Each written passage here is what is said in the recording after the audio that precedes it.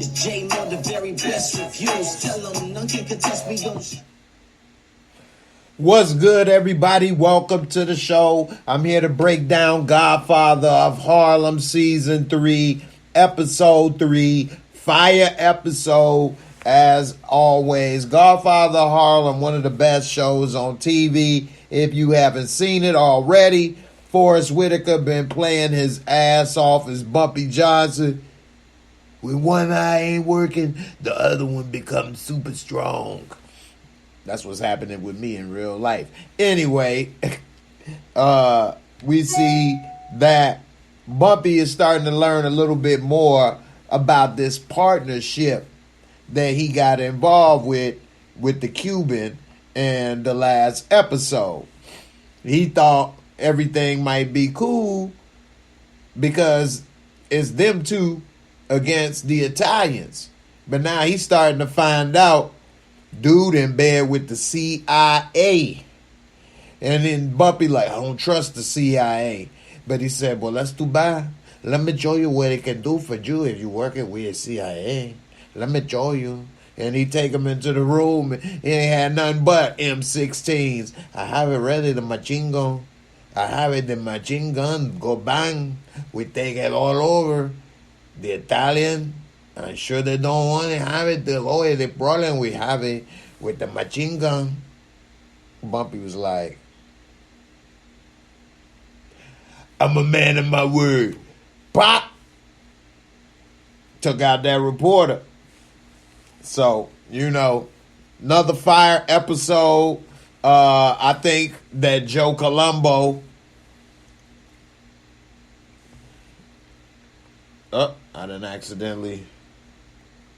I accidentally unplugged this.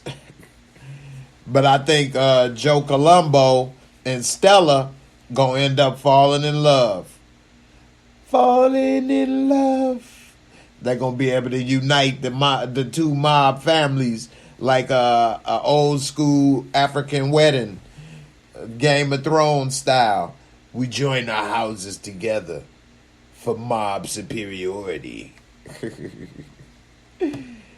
What's up, Niecy Taylor? How you doing, Niecy? J Doe, what's up? What's up? How you doing? Dame Dollar, what's good, man? Yeah, it was a notification. I don't know. Stan Jackson, what's good? SJ, a.k.a. Love Hustler 007. Doing the James Bond style with the love, huh? Secret Agent love. So, I also think that Joe Colombo gonna find out that it was the stepmother that tried to have Stella killed and not another family, and that the stepmama is gonna get murdered dead. She gonna wake up dead. And it's also okay, that's what's up. Hey, and that's another thing. I appreciate your support on Twitch. Make sure y'all subscribe. JAYMOOREREVIEWS, Facebook, Twitch, Instagram. That way, if YouTube ain't sending you the notifications, you can still get hit up on Twitch, Facebook, Insta, all that stuff. So, definitely. Y'all see I'm rocking the Force tonight. I have the Force. I should have got me some more agua.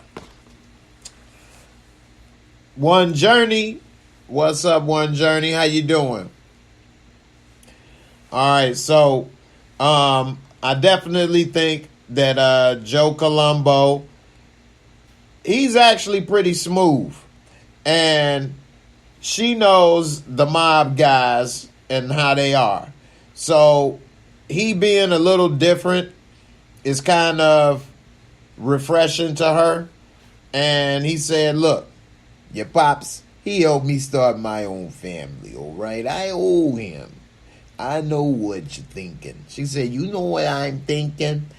Yeah, you wish I was dead. You wish you could get away You're tired of your father and you think all the guys like me and him, or the reason why you have all the problems in your life. But I think he's wearing her down, beginning to. And I think that she's going to see, maybe he is a little different. Yeah, he a mob guy, but I think she's going to probably accept that, hey, man, I'm in the mob life. You know, that's just my life. I can't see her getting settled down with no square with a librarian. I mean, she that's too much. So, what up? You say, what's that flashing on the shelf? Let me see.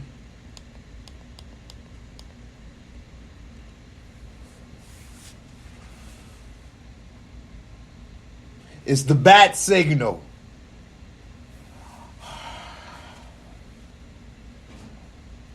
It's from Wakanda. This is the Wakanda bat signal.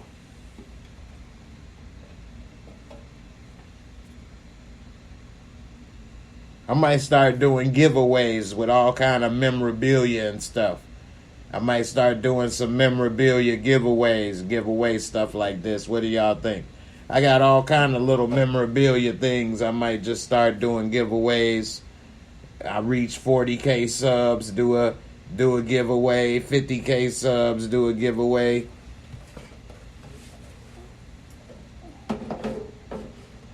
That's something new.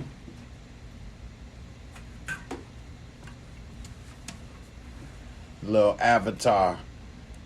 The way of water.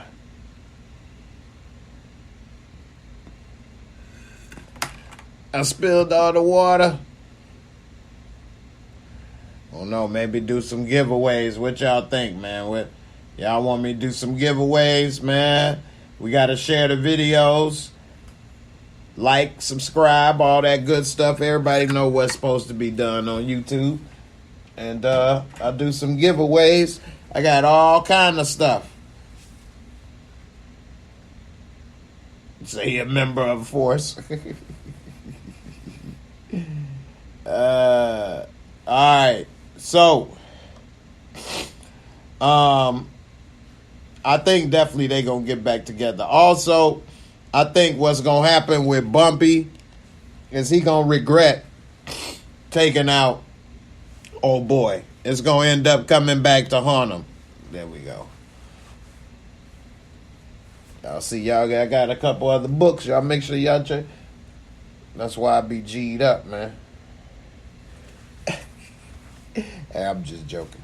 Anyway, so this episode we also saw that they came for Bumpy's wife finally. They basically said, look, how you putting $50,000 down? Which back then 50,000 would have been equal to probably 200,000, maybe 300,000 today. I mean, that was a lot. 50,000 in cash. That was kind of hard to explain, and it really broke her heart. And she said that this is the first time that she ever began to resent being with Bumpy. And see, because of that, women back in the day, her leaving him wasn't even an option, and she was miserable. At this point, it's starting to see she miserable being with him. He ain't gonna change. She's pretty much stuck. Just like her daughter said, Bumpy's daughter said, look, I couldn't choose my father, but pretty much you chose to be with him. So maybe at one time it was glamorous being with the boss, running things, and then now that she's older and matured, trying to do good in the hood, it's backfiring. You trying to help in the hood, raise money, he robs the damn truck and takes all the money. You trying to help people get off drugs, he's a drug dealer. I mean, it's just all starting to really weigh heavy on her, on Mamie. And we saw that she had sent the resignation letter, and power was heated. I thought you was a fighter, Mamie. That's what we do. We fight. Come on now, we fight. We supposed to fight, Mamie. But they sent the new special prosecutor to her house and confronted her, called her out on it at her own table. So, I mean, as Malcolm X said, the chickens have come home to roost. Did them some chicken heads. Chicken heads. So, another thing that was really important, and is actually the name of the episode, Mecca, but it wasn't at the forefront, but at the same time, very prominent, is Malcolm X's trip to Mecca, or Hajj to Mecca. And I learned some things in this episode. I do know about Malcolm X Hajj to Mecca and his outlook being changed. But I didn't know he was detained and imprisoned before they even let him in. And I do know that he was talking about how people shared it wasn't about color. But it was kind of interesting that when he was in prison, a prisoner that had nothing, was willing to share the little bit of rice and flapjacks, or whatever the hell that was, with him. And, that was something that got to him because, probably a white person never shared nothing with him like that, especially when they were both in that type of condition. And then they sent this man here so that he was free to go, but he had to have an escort. And this man, the professor, allowed him in his home, treated him as a brother, spoke with him, tried to understand with him, and it started to show Malcolm that, and even said it, in a way, you're racist because you can't really see past color. Everything is color first, and then whatever comes next. And that is something that after this pilgrimage in real life, he changed his name to Malik El-Haj Shabazz and had a different outlook. He wasn't about the black and white as much so anymore. And it was a scene here when they were at his house, and he said that he was about to pray, and then Malcolm said, I don't pray with white folks, basically. My faith doesn't allow me to play with white people. And you can see old boy was hurt, but he didn't challenge him or anything or argue. He just went on ahead and did his business. And sometimes not saying nothing allows a person who's a thinking person to self-reflect. And he began to self-reflect and realize some of the things that he was doing, and that he was trapped and locked into this cycle that he was put in of black and white. And it was not allowing him to see an actual person for who they are. And by the end of that stay, when because they was making him stay with him for a few days, because they said he wasn't allowed yet by the courts to go on the pilgrimage, because at that time, and I believe even to this day, you still have to be Muslim.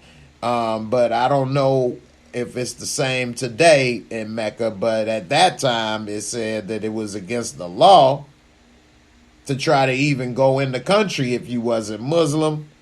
And so that's why they had him detained.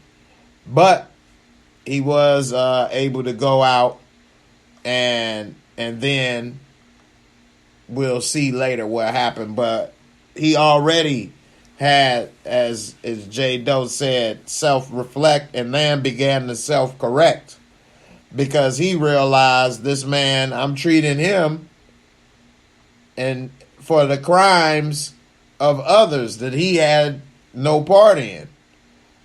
And he did explain to him that his father was tied to the railroad tracks, and split in two, and his mother, so much happened to her, she had a mental breakdown and barely could recognize him. And he'd been through a lot of hurt and hard times at the hands of white people. But it's not their color that was the problem. It was their mentality and what they believed in. And he started to realize that. And although, yeah, I doubt this would ever happen. As a matter of fact, I know it would never happen.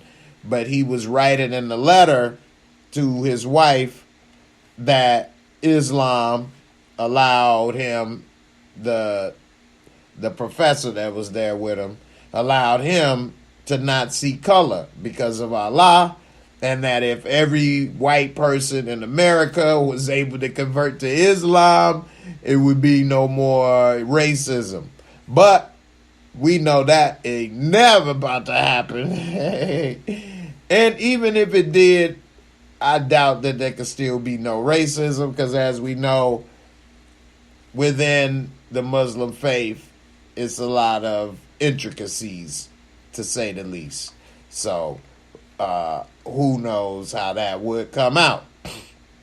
But, you know, you say we know the food wasn't pork. He sat down, broke bread. Yeah, so he put no pork on that fork. So we see Malcolm X really going through a big journey, going through a lot. We see Mamie. She's tired of Bump. He's not going to change. And I don't know if we will see this or not.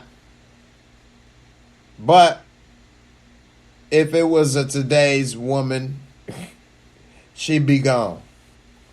A today's woman would be gone right now. She's, first of all, very beautiful, very smart.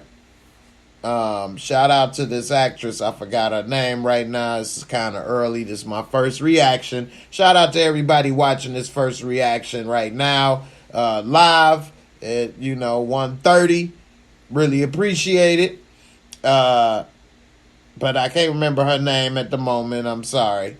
But very beautiful, very talented actress. And Bumpy, definitely don't want to lose her on his side, because she is basically his consigliere. And Joe Colombo, when he picked her up last episode for that little ride and talked to her, he was right. Bumpy does trust her, run everything through her, and, well, not everything. He runs big decisions that he can't really talk to anybody else about through her. But not everything through her. I take that back. But he trusts her, and now we see it's all in the eyes. That's one of them hugs, like, that's a protocol hug. I'm just hugging you because that's what we do, but it ain't no love or feeling or want behind it. I'm just like a handshake at this point. That's what you do when you greet a person. We just got a hug, we married. But she ain't really want to be with him and then being in that situation. And now the only thing she was doing, you, is over with. Now, we did see Chance, and I wish my dang on pictures was loaded, but Bumpy right-hand man and his right-hand man, they went to go take out this dude that Bumpy told him to take out for the Cubans. And what they end up doing, because Chance tried to tell him to wait, is he ran up on him with no bullets in the gun. You ran up on him with no bullets in the gun and pulled the trigger. Dude was shook, ran, and got away. So they messed it up.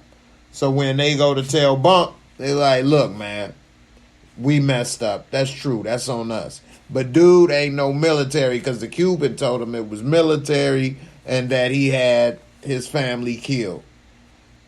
Come to find out, dude is a reporter, and he's a reporter, and he is pro-Castro. And while being pro-Castro, he was supporting, he's saying, well, his family was wrong, and the people wanted that property back, and the people wanted them dead. War is ugly, and Bump was pissed. But Bump didn't kill him.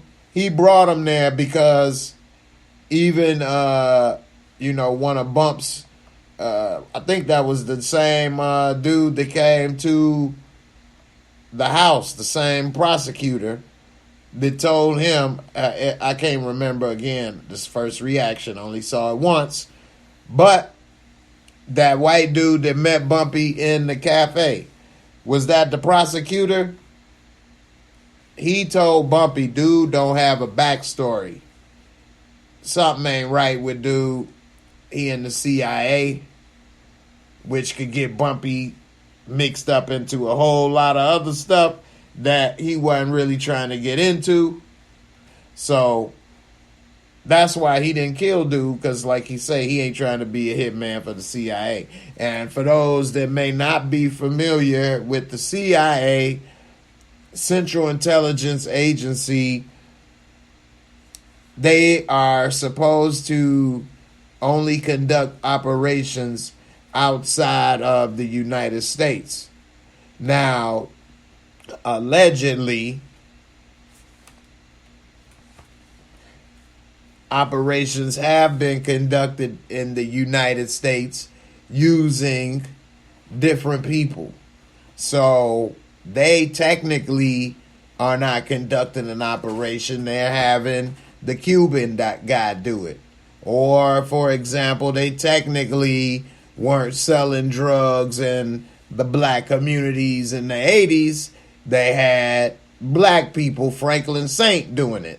You see what I'm saying? So, technically, they didn't do it. Allegedly. So, that's what they got, it seems to have going on, using him as some type of operative to be able to take out pro-Castro, people, reporter, whatever the case may be. And so, and in exchange, they giving him weapons, and of course, they want to overthrow Cuba.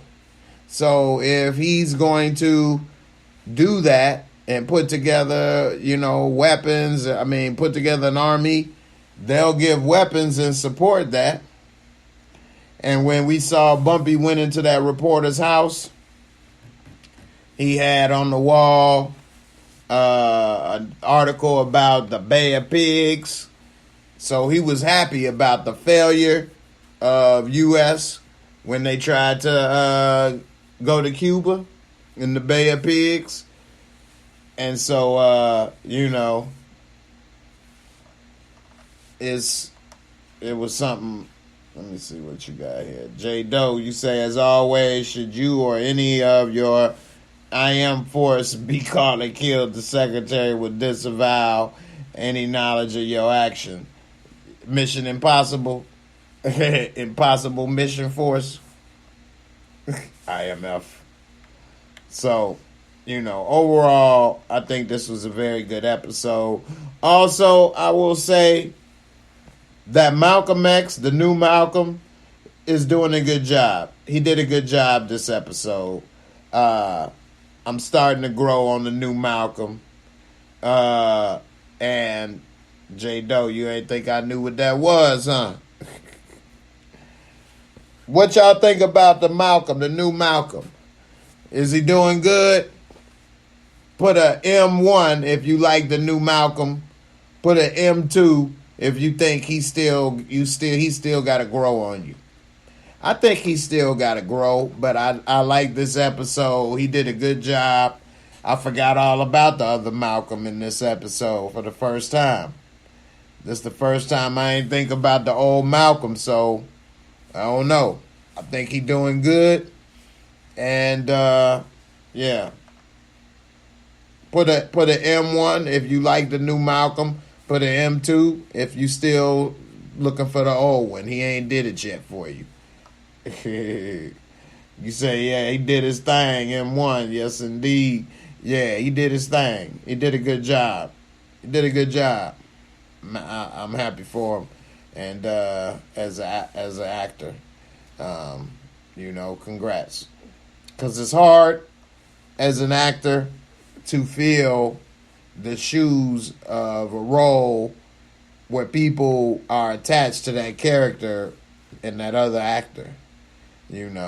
Whether it's like, of course, easy ones to know is a Spider-Man or a Batman or a Black Panther or whatever it's going to be.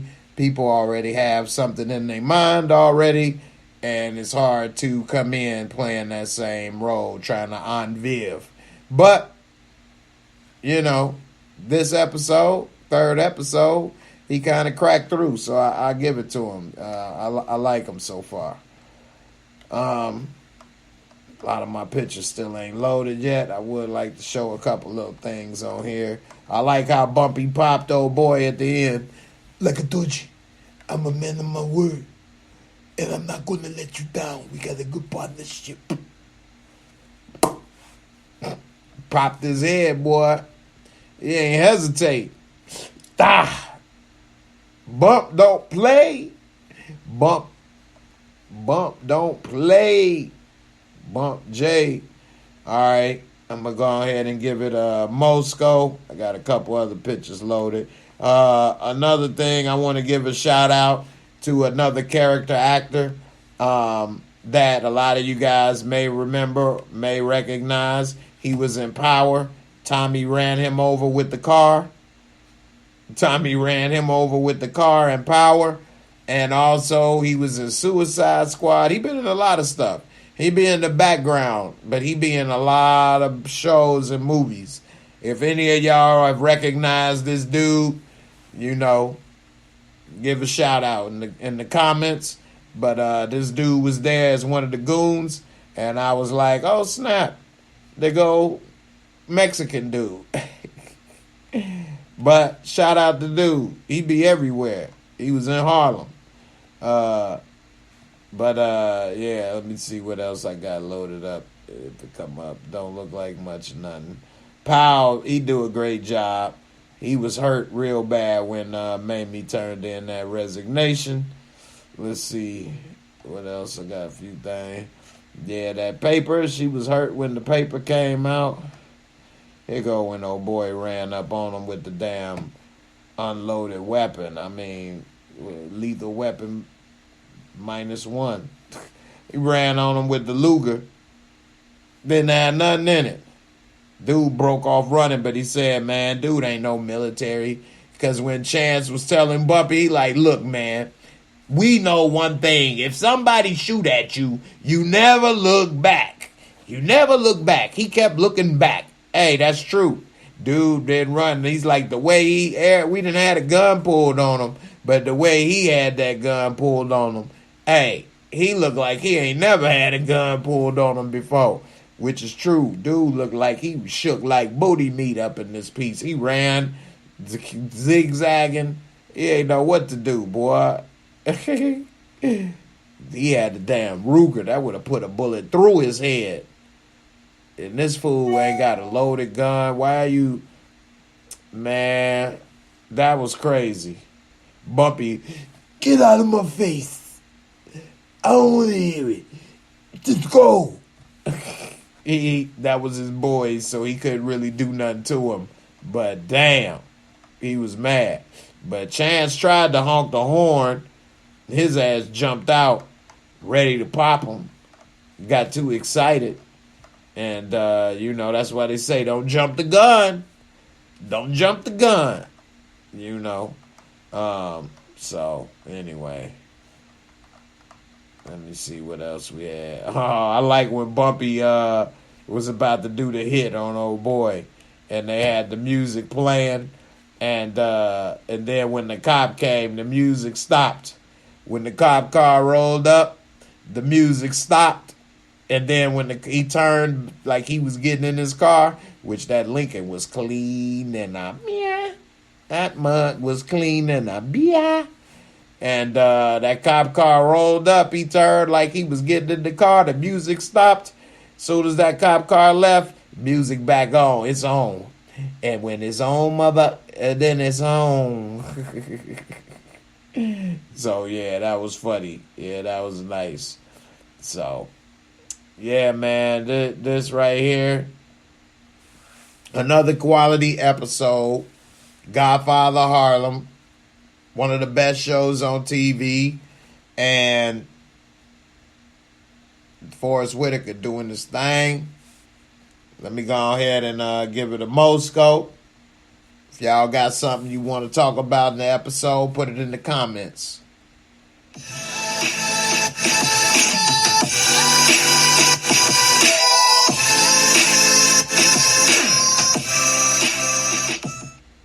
All right, the Moscow is my rating system for simple categories, 25 points. Seemed like my mic is messed up, but here we go. My rating system, 4 simple categories, 25 points each. We got the visuals and cinematography, excellent. They use top-notch cameras. Everything looks excellent for the period. The angles, the things they do, how they were showing him getting ready to do the hit, turn, the music stop, come back, and cut back on. All of that experience was tight, added into it. And I'm going to give this episode a 22 for visuals and cinematography. We got storyline and plot. Another great storyline for this episode. Bumpy trying to deal with the CIA. He popped old boy. I'm a man of my word. I'm going to give it a 20. We got special effects, makeup, costumes, top-notch, cars, the clothes, everything. When Bumpy popped old boy in the head was probably the only special effects. But overall, excellent with how they put everything together. It doesn't take away from the experience. It adds to it. So I'm going to give that a 20. And then lastly, entertainment, fun factor. I was very entertained. I like this episode.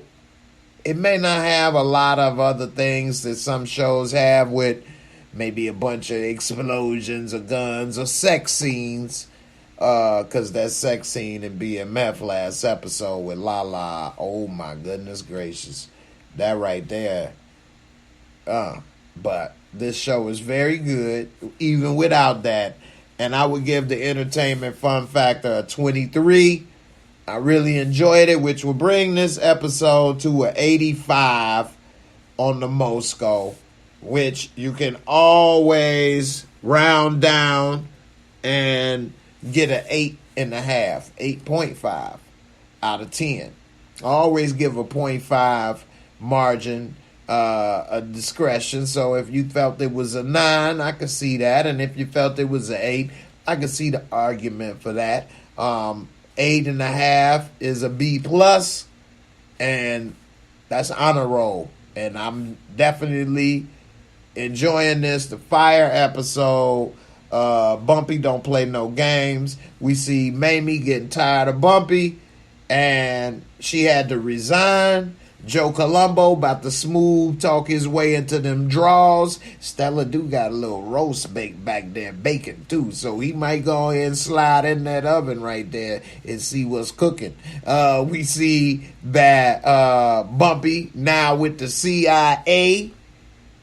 You know what I'm saying? And he ready to go to war because now he got a whole room full of them things. Da-da-da-da-dang. He ready to go to war. Straight military issue M16. What? On the streets of Harlem? What? On the streets of Harlem. And now we see Brother Malcolm starting to realize it ain't all about black and white.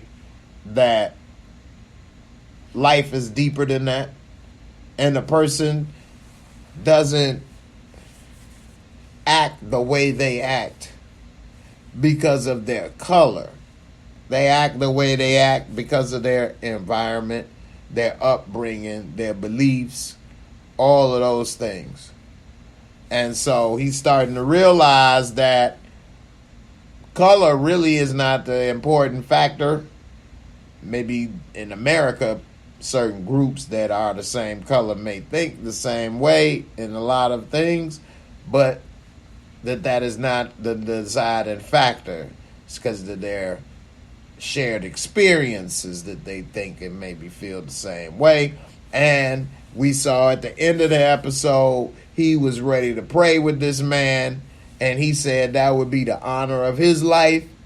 And Malcolm, it showed that in a short amount of time, just that short stay at this man's house, his mind was already evolving. And even old boy told him, whether you go on the pilgrimage or not, you already in Mecca. You already in the Holy Land, and your pilgrimage is already started. And for those not familiar, Muslims are supposed to go to Mecca at least once in their lifetime, make that pilgrimage, and get closer to God, so to speak, and closer to understanding of themselves. And so we see that was happening. And now that he's going to actually go to Mecca, to the Kaaba, and all of the things that it entails, he will have a major transformation. And, this episode for 1 hour, it had a lot. It had a lot going on. Took you around the world to Mecca, Harlem. And even though this was a green screen right here, they blended it in pretty good with some other stuff. But yeah, this was a green screen. But overall, they did good. They did good, and I enjoyed this episode. Malcolm's hair is kind of messed up. It looked like he wearing one of these hats. He got a fro cap. One of these hats that old boy was wearing, he got what? He rocking the fro cap one. I want mine in black. You have it in black? Okay. What you want on fry? Okay. Anyway. What's your Moscow? You let me know in the comments. What's your Moscow? What would you rate this episode? And how are you feeling about this season of The Godfather of Harlem? I mean, I'm enjoying it like the other two seasons. And it's starting off at a medium pace. It's not a fast-paced show, though. So I will say that much. But it's fire. Great storytelling. I would give Godfather of Harlem overall as a show probably a 88 to a 90. Yeah, I would probably give it a 90 actually. I'm gonna give Godfather of Harlem a 90 overall. That's an A. So I don't know. What's your Moscow? What would you rate it? And also let me know in the comments, would you be interested in some giveaways and different little things? Maybe spice it up once I get to different milestones and things. Spread love. The Harlem way. Godfather Harlem way. All right, y'all. I appreciate everybody for coming through for this first reaction. My Wakanda back signal been lit. It's time for me to spring into action.